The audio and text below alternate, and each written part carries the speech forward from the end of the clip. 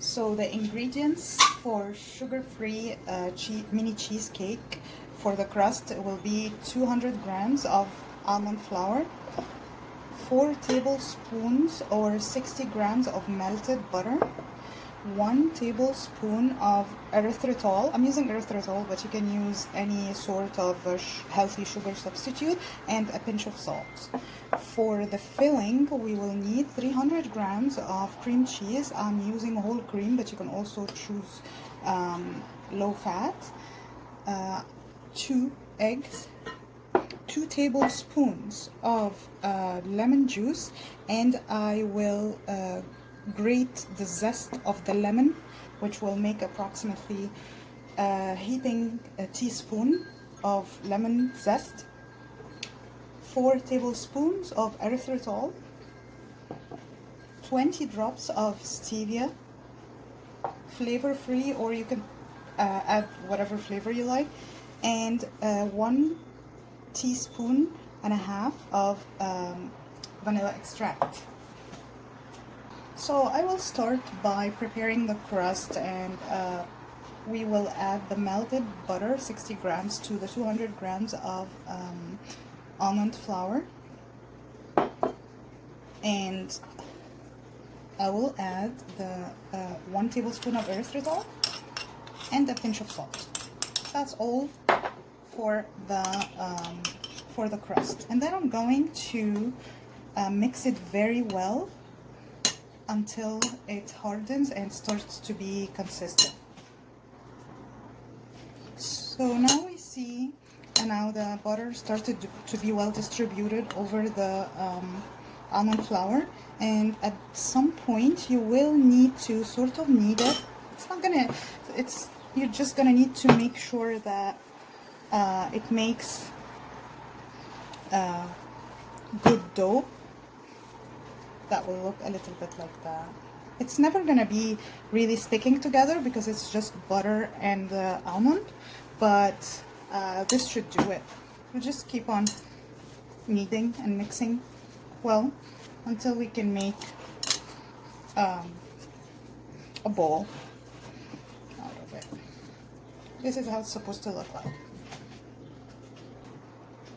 So as I was mixing the dough, the crust, I tasted it and I felt it needs a little bit of more sugar, so I'm adding another tablespoon of erythritol.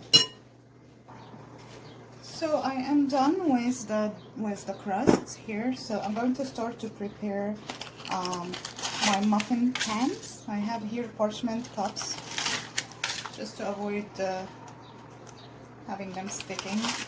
They wouldn't actually stick because the almond flour is really fatty, so they wouldn't really stick if you don't have the parchment cups, but it kind of looks nice after it's done, and I prefer using the parchment. So I divided my dough to almost 12 equal portions, because the 200 grams will make 12 portions. So, and I'm going to start putting it in the baking cup and push until it's even, almost equal thickness.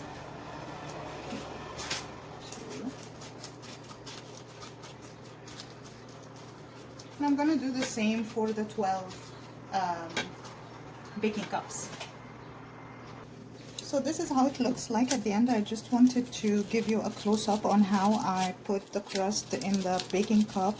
So this is how I do it, and I just keep on pushing with my fingers. If you don't like to use your fingers, you can do that with a tablespoon and it will work the same. And I will set them aside and turn on my oven on 375 degrees to preheat it. Now I will start to prepare the filling, and I will start by blending all the almost liquid ingredients, including the cream cheese. It's hard at the beginning.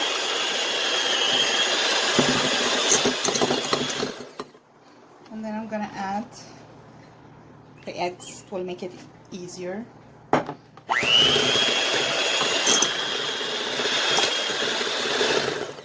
And I'm gonna keep on blending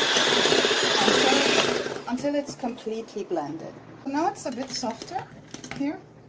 I'm gonna add the erythritol. So we have here, I'm going to start with 4 to 6 tablespoons, and then I will add the 1 tablespoon of lemon with a small tablespoon of lemon zest. And I want to show you here how I do the lemon zest. So I have here half a lemon, and I have this small grater, or you can use the big. It's just mine wasn't clean today. So, and I do that. Okay, so this is how we get the lemon zest. Okay, so that's how it looks like. So I'm gonna add the lemon, and I'm gonna add 20 drops of stevia, or you can substitute that with the same sugar substitute. So you're probably gonna need around 8 tablespoons of erythritol if you don't use the stevia. To be honest, I would just do like that and taste it and see if I like how sweet it is.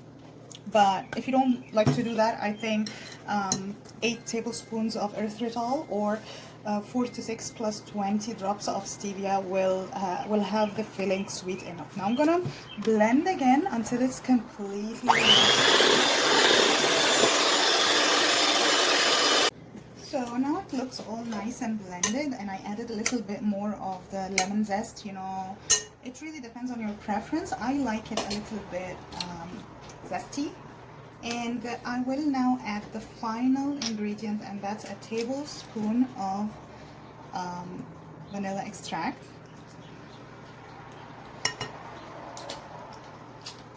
And we'll blend for one last time.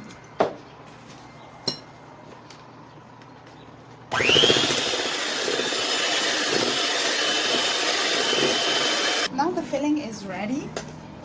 It's beautiful. It tastes amazing. I'm gonna add it to the cupcakes, to the baking cups, and I'm gonna leave just a little tiny space for it because it's gonna it will increase in the oven. So just a little bit. I'm just leaving just a tiny bit of space here.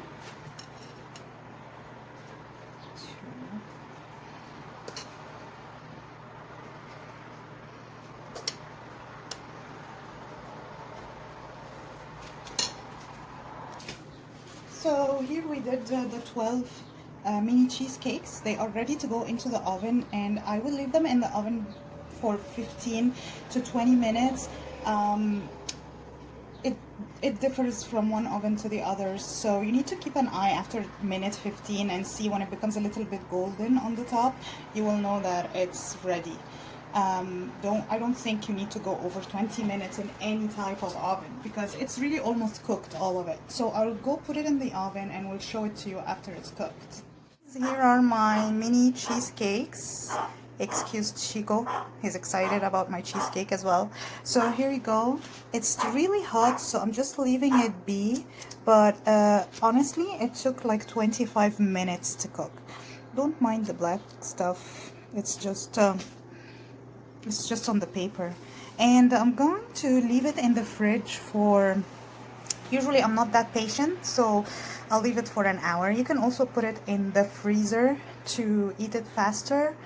I eat it like that, or I add to it a no sugar strawberry sauce. If you are interested in it, I will be preparing a recipe and putting it on my YouTube channel, and I would use that too with the cheesecake. Amazing. Okay, enjoy.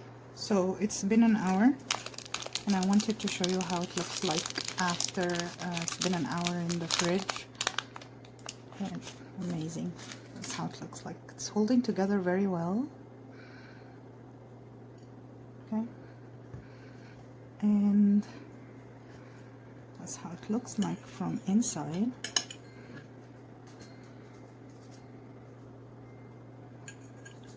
And I'm gonna use a little bit of strawberry no sugar sauce.